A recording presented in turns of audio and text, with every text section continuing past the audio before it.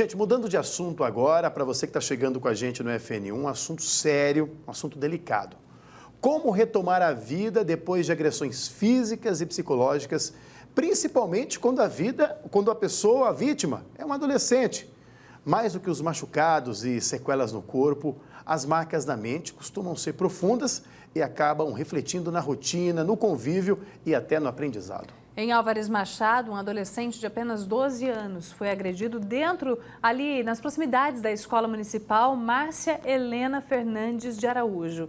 A gente contou esse caso aqui no FN1 na semana passada, o menino atingido por diversos socos no rosto e na cabeça.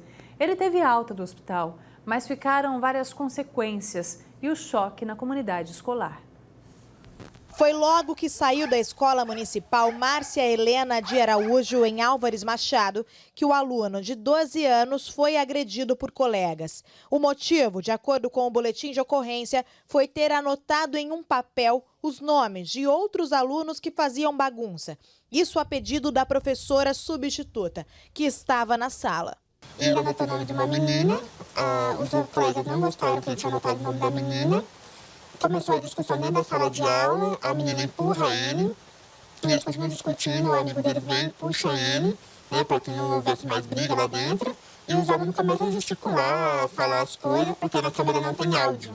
Aí meu filho pega, vai, no final da aula sai correndo, e os 3 alunos saem correndo atrás dele.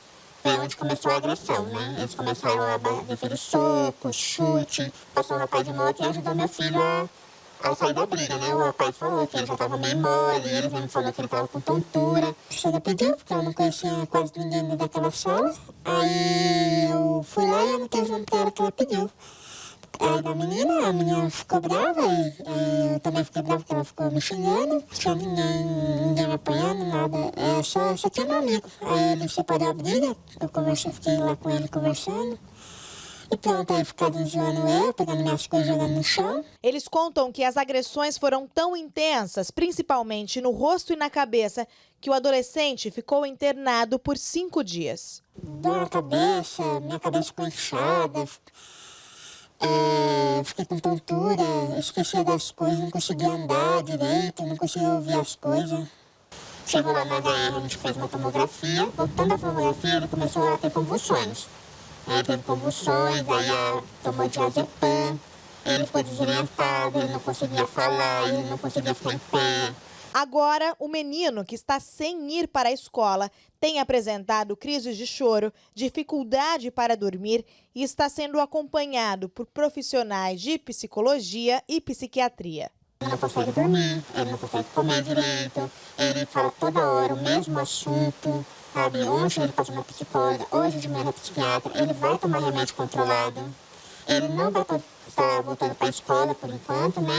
Esse ano ele não volta mais. Agora ele vai voltar só o ano que vem, a escola vai mandar os trabalhos para ele terminar o ano letivo em casa. Ele não está enxergando bem do olho esquerdo, está com a visão embaçada. E o trauma que vai ficar pro resto da vida, né? Eu rompei o nervo do olho, eu vou ter que usar óculos, eu vou ter que falar com o oftalmologista, é isso. Na unidade escolar, mesmo com câmeras de segurança e comunicação por rádio, a direção diz que não foi informada sobre a confusão que começou ainda dentro da sala. O caso mobilizou pais e alunos que fizeram uma manifestação na última segunda-feira. No mesmo dia, a prefeitura se reuniu com a direção da unidade, o Conselho Tutelar, a Secretaria de Educação e o Conselho da Escola. Isso, a orientação dentro da sala de aula é o professor separar, né, tentar ali manter a calma, colocar cada aluno no seu devido lugar. Não conseguindo, ele faz um registro no caderno de ocorrência e imediatamente encaminha para a direção, por meio do inspetor. Isso foi feito, não? Não foi feito, não chegou para nós aqui da direção, infelizmente nenhum relato, nada de diferente, né, que pudesse ter resultado nessa triste realidade que a gente enfrenta hoje. A gente também está com a ronda delegada, né, que a polícia na hora da saída vem, faz o acompanhamento, o monitoramento desses alunos na saída e em parceria com a Prefeitura e Secretaria de Educação a gente também vai estar instalando câmeras lá no muro, né, do lado da escola, na rua lateral, onde aconteceu essa briga, esse incidente. Diante da gravidade da situação, 3 dos 5 alunos suspeitos de envolvimento na agressão confessaram e foram transferidos de escola. Outros 2 ainda aguardam que o caso seja investigado. E o posicionamento da Divisão de Educação foi entrar em contato com alguns serviços que nós temos, Polícia Militar, com os serviços que nós temos com o psicólogo também na rede, para estar dando todo o apoio para a família e também verificar o que a gente poderia estar fazendo. Foram convocadas essas famílias pela direção para levantar os fatos, para apurar os fatos e ver o porquê de toda essa violência que ocorreu. Ainda de acordo com a Divisão de Educação do município, entre as medidas adotadas estão a implantação de atividade delegada realizada pela Polícia Militar na unidade escolar e também a promoção de palestras preventivas relacionadas ao bullying e também à violência nas escolas. Nós oferecemos todo o suporte para a família, todo o apoio foi dado, principalmente nesse período difícil que a criança está vivendo, o apoio psicológico com essa saúde mental da criança. Também foi oferecido atividades domiciliar que ele irá fazer em casa até o término do ano letivo. Casos como esse não são isolados. De janeiro a outubro deste ano, o Ministério dos Direitos Humanos registrou mais de 350 denúncias relacionadas à violência em instituições de ensino na região de Presidente Prudente. Em Álvares Machado, foram 8 denúncias e quase 50 violações registradas neste período.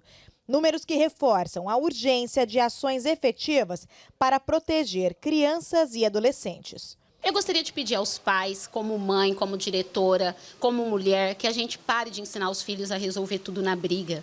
Ensine eles a conversar. Às vezes a gente fala, bate, revida, não apanha, e a situação de violência vai se agravando, né? É uma coisa que a gente vê da sociedade. A escola recebe muita coisa que vem de fora. Então eu gostaria que a gente pensasse nesse educar, porque não é só a família dele que está consternada, que está triste. Toda a nossa comunidade, todo o bairro, toda a cidade está sentindo essa dor. No caso do aluno da escola Márcia Helena de Araújo, agora ficaram as marcas psicológicas e o desejo de voltar para a escola. Voltar para a escola ainda esse ano. Tá aí. Quando a vítima é uma criança ou um adolescente, o impacto emocional costuma ser ainda mais profundo. Situações de violência ou bullying, se não forem tratadas com o devido acompanhamento psicológico e o apoio da família, da comunidade, podem deixar traumas que se arrastam pela vida toda. Isso afeta a autoestima, convívio social, o aprendizado e até pode desencadear quadros de ansiedade e depressão.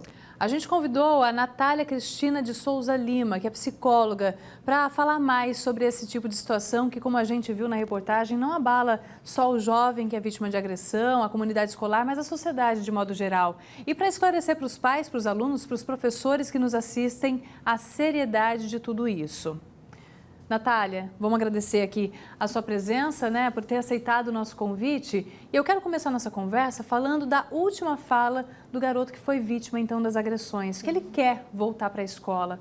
Mas esse retorno para esse ambiente onde ele viveu toda essa situação hostil, né, de agressão física, verbal, tem que ser com muito cuidado. Como é que você orienta isso? Bom dia. Com certeza, a gente tem que ter muito cuidado, porque uma situação como essa pode gerar um transtorno de estresse pós-traumático.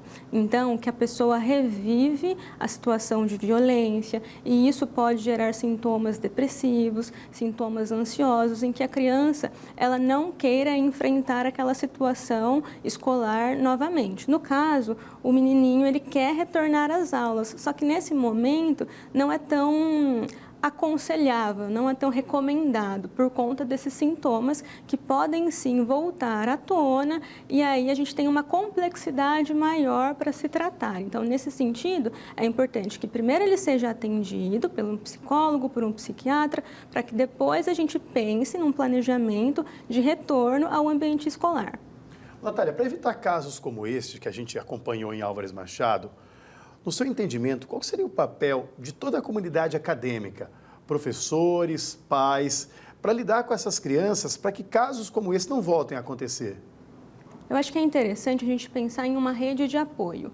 pais e escola precisam ser rede de apoio para as crianças e para os adolescentes. Então, nesse sentido, é importante haver, talvez, ações que discutam a importância de se combater contra o bullying ou até comportamentos violentos. Os adolescentes e as crianças, eles estão muito suscetíveis a copiar comportamentos que eles veem em outros ambientes, por exemplo, no ambiente familiar ou até mesmo no convívio com as outras crianças. Então, a gente precisa sensibilizá-los para que comportamentos agressivos têm impactos nos outros coleguinhas, nas outras pessoas, e também é necessário que a gente entenda a importância de se promover o sentimento de empatia com os outros.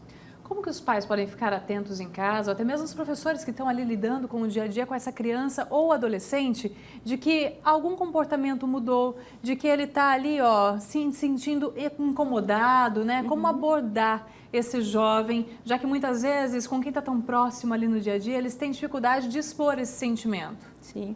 Sinais comuns dessas alterações, geralmente é uma vontade maior de isolamento, às vezes desculpas como não quero ir na escola, queixas inespecíficas, por exemplo, uma dor de cabeça, uma dor de barriga, e sempre observar se esse adolescente ou se essa criança está sempre se isolando, não quer participar das atividades em grupo. E em casa também é necessário que a gente perceba mudanças repentinas de humor, agressividade, irritabilidade, explosões de emoções também. A gente pode pensar também em sintomas como regressões, no sentido da criança ficar com mais medo e até pedir para dormir com os pais, ou talvez o retorno a fazer xixi na cama. É necessário que a gente olhe para todas as coisas que são incomuns. Natália, antes agora uma dúvida de mãe que surge, né? Você falando de todos esses sintomas, esses sinais que a criança ou adolescente vai dando aí no decorrer do dia, na rotina, né? Às vezes o pai, a mãe observa, mas aí volta ao normal, volta a notar um sintoma diferente. Em que momento fala, não, agora chega, vou procurar uma ajuda de um especialista, né? Aos primeiros sintomas, ou dá um tempo, trabalha com essa criança um pouquinho em casa para ver se passa essa fase, esse momento difícil? A gente precisa notar a repetição. Se aquilo acontece em um momento específico e depois não acontece mais, quer dizer que a criança conseguiu lidar ali de alguma maneira com a situação difícil. Se aqueles sintomas, né, que eu citei anteriormente, eles têm um período, uma periodicidade, um retorno, é necessário sim procurar ajuda técnica mesmo.